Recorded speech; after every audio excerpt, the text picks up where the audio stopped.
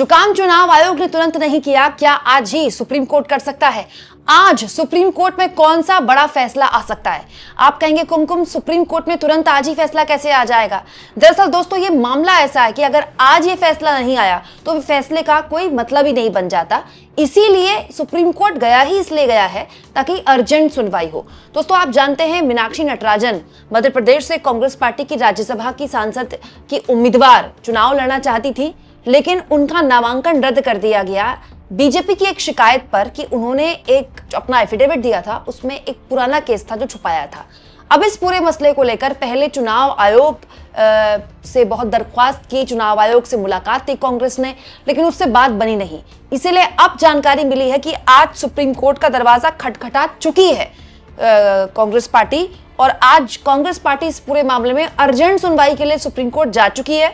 सुबह 10 बजे के बाद सुप्रीम कोर्ट की सुनवाई शुरू हो जाएगी और कभी भी इस मामले में फैसला आ सकता है। क्यों? क्योंकि दोस्तों, आज नामांकन का ही आखिरी दिन है। आज फैसला नहीं आया तो फैसले का कोई औचित्य नहीं रह जाता, तो आज ही फैसला आना है इस पूरे मामले में। आप जानते हैं कि इस मामले में कांग्रेस पार्टी लगातार, मतलब जिस रात ये सब कुछ हुआ उस रात वो धरने पर बैठ गई। मध्य प्रदेश में चुनाव आयोग के दफ्तर के बाहर, दिल्ली में चुनाव आयोग के दफ्तर के बाहर। हालत ये होगी कि केसी वेणुगोपाल और पुलिस वालों का पंगा हो गया। What is the problem with media? What is the problem with media? They can cover it. What is the problem with media? What is the problem with media?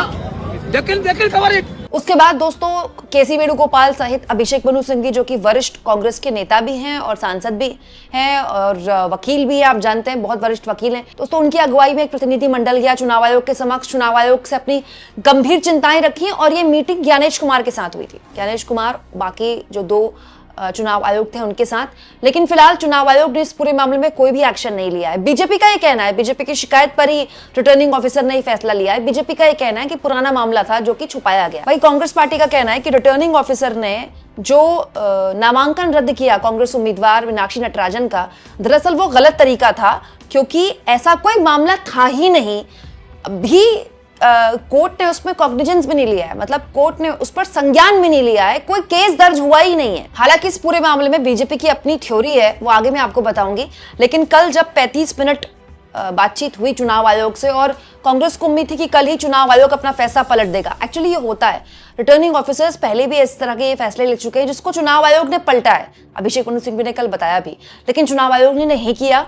तो अब इस पूरे मामले में सुप्रीम कोर्ट का रुख किया है कांग्रेस पार्टी ने। हालांकि इस पूरे मामले में सबकी अपनी दलीलें हैं दोस्तों। बीजेपी का कहना है कि कांग्रेस ने ही कांग्रेस को हराया। तेलंगाना में मीनाक्षी नटराजन पर एक पुराना केस चल रहा था, तो ये फाइल निकली कहां से? तेलंगाना में कांग्रेस की सरकार है, देखिए कांग्रेस ही कांग्रेस को हरा रही है। लेकिन ये तो कॉन्स्पिरेसी थ्योरी है, राजनीति में कॉन्स्पिरेसी थ्योरी चलती रहती है।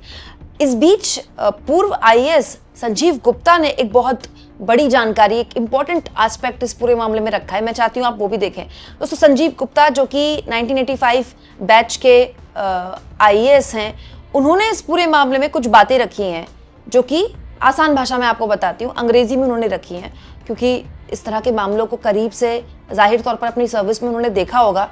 तो ये कहते हैं, रिटर्निंग ऑफिसर ने साफ कानून प्रावधानों और चुनाव आयोग की साफ हिदायतों के बावजूद नॉमिनेशन रद्द करके कानून की जो खुली अनदेखी की है वो हैरान करने वाली है। उन्हें बस कानून के संबंधित प्रावधानों और चुनाव आयोग के निर्देशों को पढ़ना चाहिए था, ताकि पता चले कि यह मामला कानूनी और प्रशासनिक दोनों तरह से बिल्कुल अलग है। संजीव गुप्ता कह रहे हैं कि दरअसल चुनाव आयोग के अधिकारी ने चुनाव आयोग के निर्देशों का पालन ही नहीं किया दोस्तों। और वो चुनाव आयोग के निर्देश क्या है, रिटर्निंग ऑफिसर ने किनका पालन नहीं किया, वो भी संजीव गुप्ता बताते हैं। थोड़ा सा टेक्निकल आपको लगेगा, लेकिन आसान भाषा में आपको समझा रही हूँ। जैसे पूर्व IAS संजीव गुप्ता बताते हैं, उतनी हैरानी की बात यह है कि कुछ लोग एक साफ गैर कानूनी हरकत को सही ठहराने की कोशिश कर रहे हैं, तो निष्पक्ष चुनाव की प्रक्रिया की नींव पर चोट करती है। जन प्रतिनिधित्व अधिनियम 1951 की धारा 33A साफ तौर पर कहती है कि सक्षम अदालत में आरोप तय किए जाने चाहिए।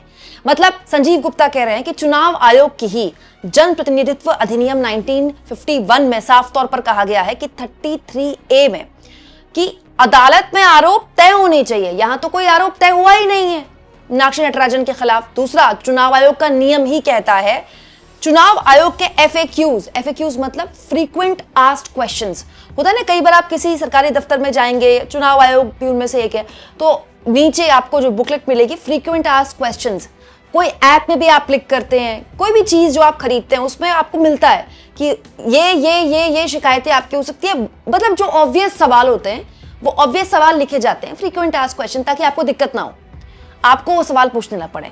तो वही है FAQ।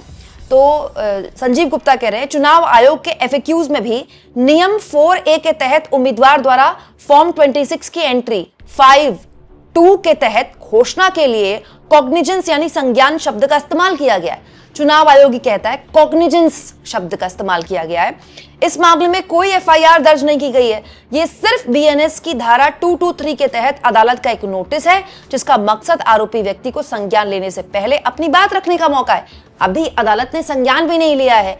अदालत ने एक नोटिस दिया है मीनाक्षी नटराजन को, जिसमें उनको वक्त दिया गया है कि आइए अपनी बात रखिए, बस एक नोटिस। मध्य प्रदेश हाईकोर्ट ने डॉक्टर गोविंद सिंह बनाम श्री ज्योतिरादित्य सिंधिया मामले में 16/2/2024 के अपने फैसले में ऊपर बताई गई साफ कानूनी स्थिति को सही ठहराया है। मतलब एक रेफरेंस दे रहे हैं संजीव गुप्ता की 2024 के एक मामले में इस तरह की चीजों को सही ठहराया गया है। अच्छा, दिलचस्पी है दोस्तों कि इस सुनवाई में जितने वरिष्ठ वकील और सांसद और नेता हैं कांग्रेस पार्टी के, सब उतरने वाले।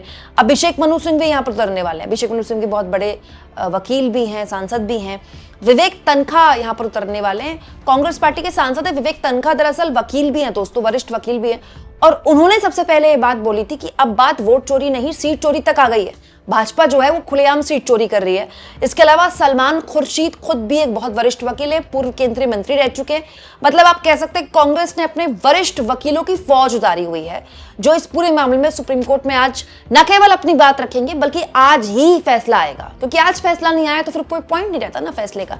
अर्जेंट सुनवाई होती है तो क्या सुप्रीम कोर्ट चुनाव आयोग का फैसला पलट देता है या फिर चुनाव आयोग के फैसले को बरकरार रखा जाता है?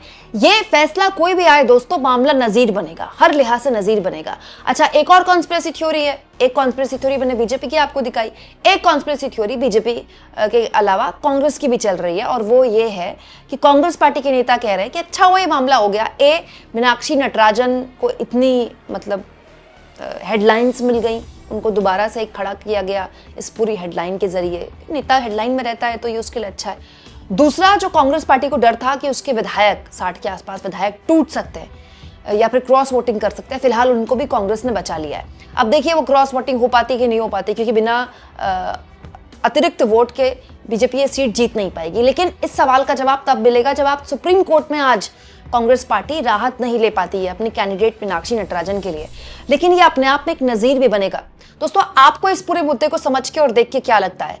जब चुनाव आयोग के रिटर्निंग ऑफिसर ने शिकायत को नहीं सुना और कांग्रेस पार्टी का कहना है कि ज्ञानेश कुमार के दफ्तर जाकर भी उनको कोई राहत नहीं मिली, तो क्या सुप्रीम कोर्ट से राहत मिल सकती है? आप इस मुद्दे को किस तरह से लेते हैं? कमेंट बॉक्स में जरूर लिखें, और जितना हो सके चैनल को शेयर भी करें दोस्तों, सब्सक्राइब भी करें, और थैंक्स और ज्वाइन के ऑप्शन से अगर आप चाहें तो कुछ आर्थिक मदद भी चैनल की जरूर करें। इसके जरिए आप चैनल को सपोर्ट करते हैं।